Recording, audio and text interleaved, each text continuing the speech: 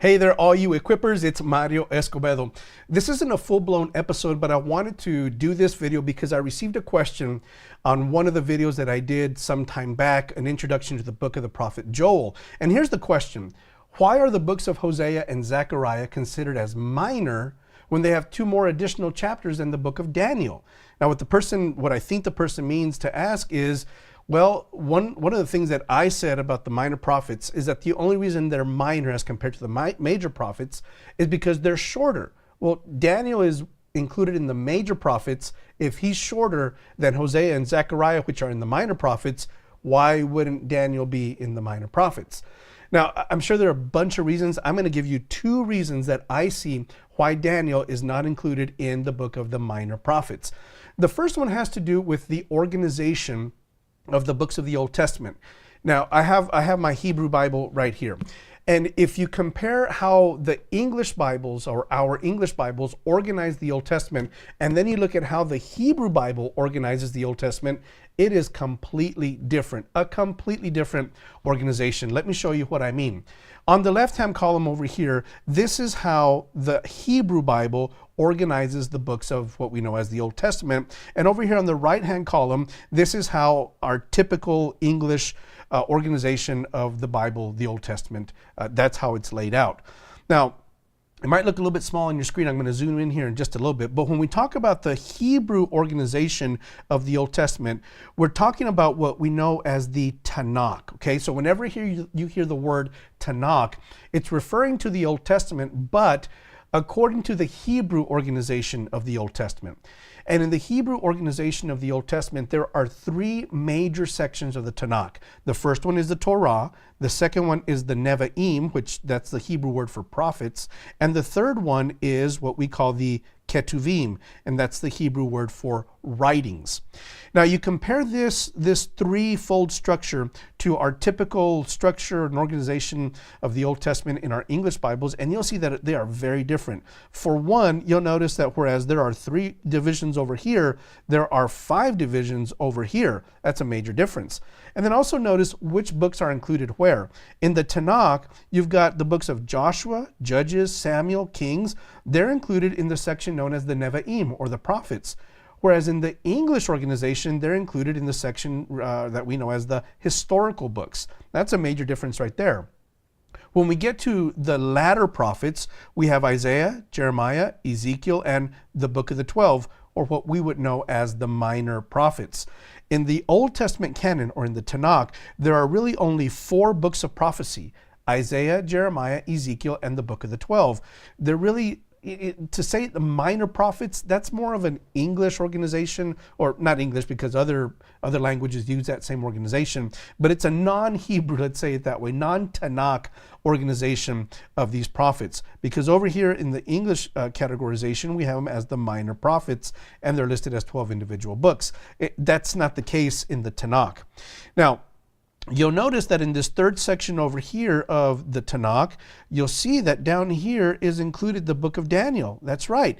In the Tanakh, Daniel is not included as a book of prophecy. It's included in the section known as the Ketuvim, the writings. And in fact, there's another group of, or another body of literature known as the Talmud. This is commentary on another book known as the Mishnah. These are Jewish writings. And in the Talmud, it says that Daniel is not a book of prophecy. So for whatever reason, in the Tanakh, the organization of the Tanakh, and in what we would call the Jewish tradition, Daniel is not considered a book of prophecy.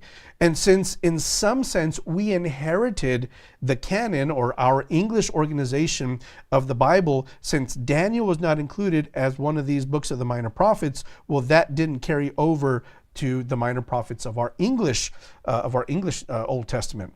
But we still haven't solved the problem. Well, why is Daniel then over here in the major prophets if he's really not considered a book of prophecy? Well, in my opinion, you had to put Daniel somewhere, right? And so they put him with the major prophets. technically speaking, Daniel isn't a prophetic book. Daniel is what we would call an apocalyptic, and I don't know if I even spelled that correctly. That's called apocalyptic literature. And typically, apocalyptic literature is literature that deals with the end of the world, the events that will take place at the end of the world. And that's really what Daniel is. When you compare Daniel to the books of prophecy, and I'm going to use this organization over here. When you compare Daniel to these books here, you'll notice that they are very different.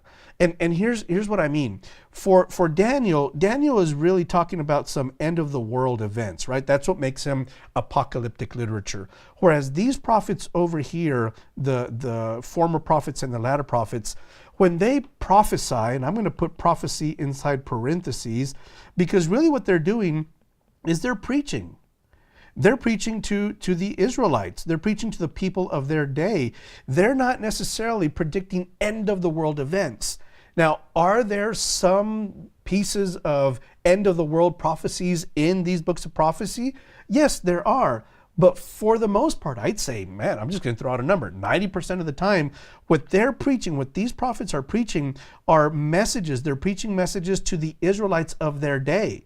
And here's a good rule of thumb when we're studying prophetic literature. Not Daniel, but these are the books over here, these prophets over here on this side.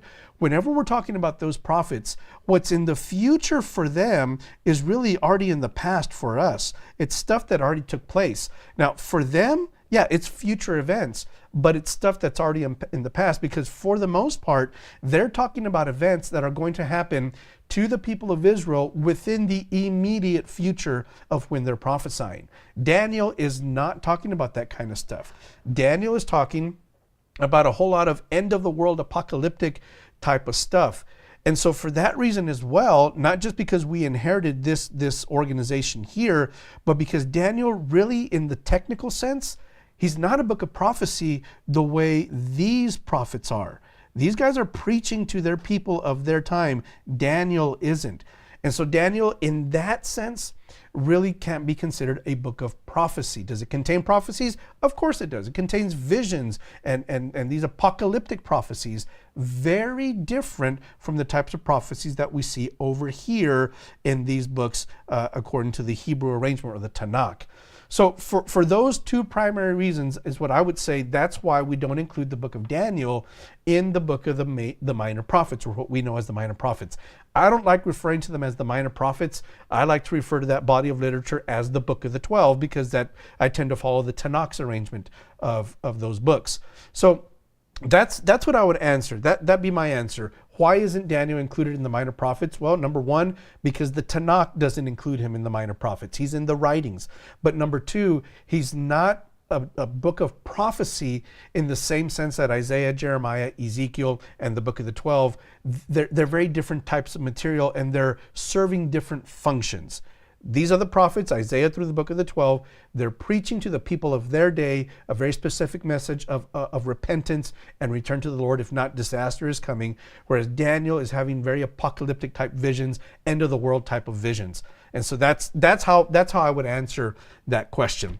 And so, hey, listen, if you have questions, I'm not guaranteeing that I'll be able to answer them, but I'll take my best shot. And if I don't know the answer right off the cuff, then I'll do my best to research it and find a response for you. But if you have a question, I'd love to hear it, and I'll do my best to answer the question. And if you haven't subscribed yet to this channel, I would encourage you, consider subscribing. That way you can be getting notifications about the most recent teachings that I publish on this channel. That's it for now. Thank you very much for that question. And like I said, if you have any other questions, let me know. I'll do my best to answer. God bless.